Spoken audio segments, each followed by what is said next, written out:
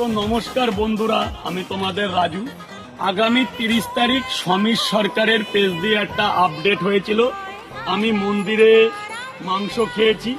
তো দেখো, সত্যতা যাচাই করলে সমীর সরকারের যে পেজটা, ওটাতে কিন্তু আপডেট দিয়েছে সে তার বাড়ির মন্দির, ওখানে তার বৃদ্ধ মা থাকে এবং ওটা ওইখানেই তারা খাওয়া দাওয়া করে। ওটা একটা বাড়ি এবং একটা প্রতিষ্ঠিত মন্দির। দীর্ঘদিন মন্দিরটার সেবা যত্নের অভাবে মন্দিরটার কোনো পুরোহিত কিংবা পূজারি দেওয়া হয় না, ওটা ওভাবেই উনি কিনেছিল। তো অতএব আমি অজান্তে গিয়ে ওখানে মাংস খেয়েছিলাম।